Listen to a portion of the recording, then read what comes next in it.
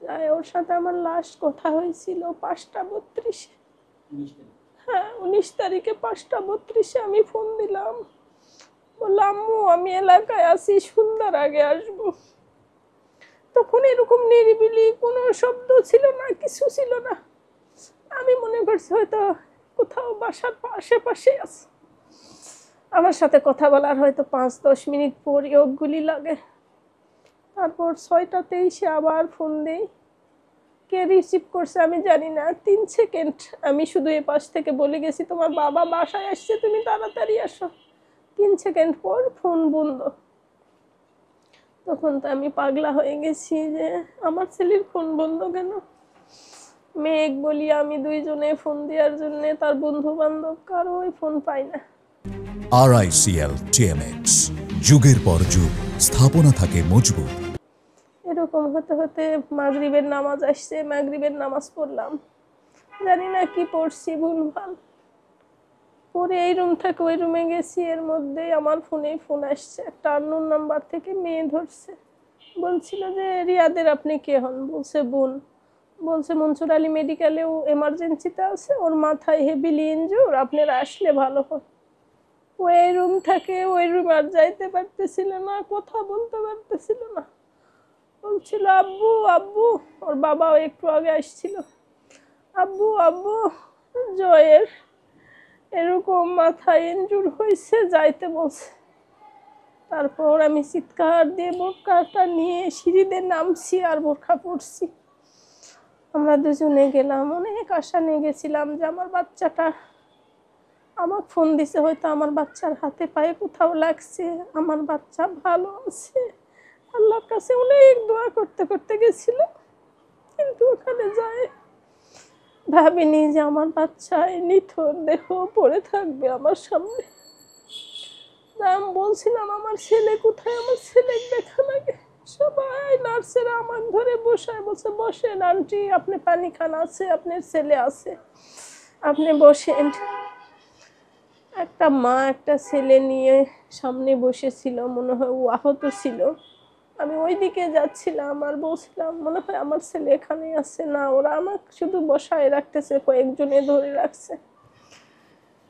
তারপর 5 মিনিট পর হয়তো হবে, কিন্তু আমরা ঢোকার সময় দেখি ওখানে মুখ ঢাকা, সাদা কাপড় দিয়ে ঢাকা শোয়া ছিল। আমি তো জানি না যে ওটাই আমার ছেলে ছিল।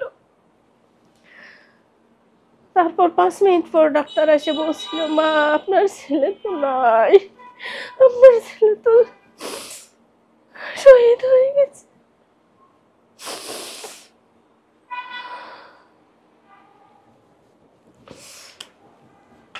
তখন আমি চিৎকার দিয়ে পড়ে যাই, জানি না।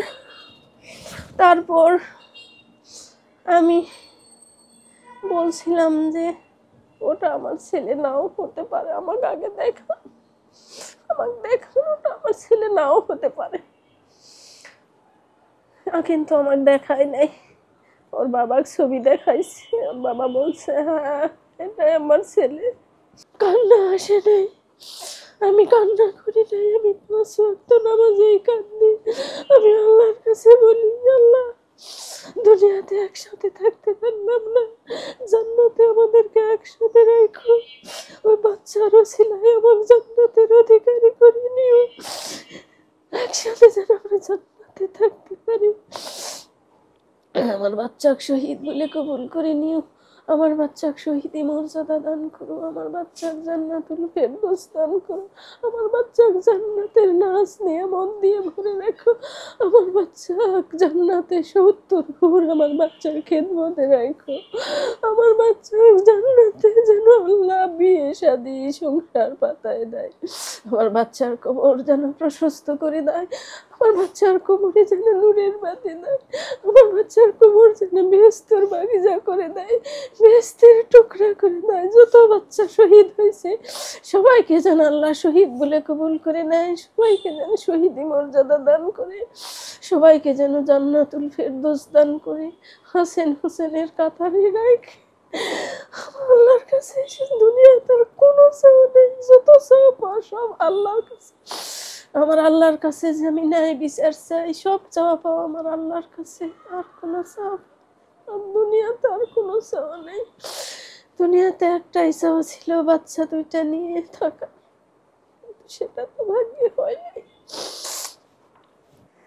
1 বছর হচ্ছে আমি আহ, ওকে নিয়ে কথা বলি না, কোথাও কথা বলি না, কারণ ওকে নিয়ে কথা বলতে গেলে দেখা যায় যে আমি নিজেকে কন্ট্রোল করতে পারি না। তো আমি যতটা চেষ্টা করি যতটা পারি অ্যাভয়েড করতে। আহ, আসলে ওই দিনের ওই সন্ধ্যার ফোন কল থেকে এই যে আজকে 1 বছর হচ্ছে, আমার কাছে মনে হয় যে আমি এখনো কোনো দুঃস্বপ্নের মধ্যেই আছি, আমার ঘোর কাটে নাই। আমার মনে হয় না যে আমার ভাই নাই, সবাই বলে নাই, এখন নাই, 1 বছর ধরে আমাদের সামনে নাই, কিন্তু আমার মনে হয় যে না, ও আছে, ও আসবে। সেদিন এই সন্ধ্যার ফোন কল থেকে আমি আসলে ওই দিন বুঝতে পারি নাই যে আমার ভাই মারা গিয়েছে। হসপিটাল থেকে ফোন এসেছে, আমি যেতে পারি নাই হসপিটালে। আমি আব্বুকে ফোন দিলাম, আব্বু বলে যে হ্যাঁ আমরা ওকে নিয়ে আসতেছি, তুমি বাসায় থাকো।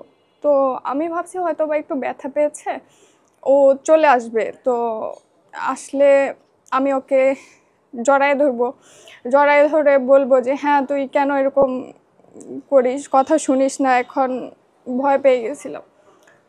তো ওই দিন অ্যাম্বুলেন্স আসছে, তবুও আমি ভাবি নাই যে আমার ভাই নাই। আসলে আমি বুঝতে পারি নাই, আমি ভাবছি যে আচ্ছা ও আসছে। আর যখন নিচে আম্মুর কান্না শুনলাম, তখন আমার মনে হলো যে আম্মু কান্না কেন করছে, ওকে যদি সাথে করে নিয়ে আসে তাহলে তো কান্না করার কথা না।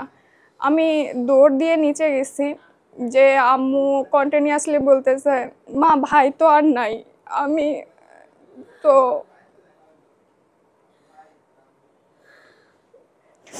ওই দিন ও জুম্মার নামাজের সময় বের হয়ে গেছে, যখন আমার সাথে লাস্ট কথা হয়েছে।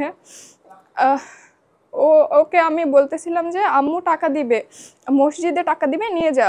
ও সুন্দর করে হাসি দিয়ে বলল যে দিছে তো।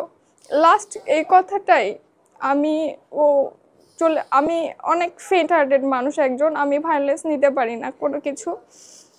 আমি ওকে শেষ দেখা দেখি নাই।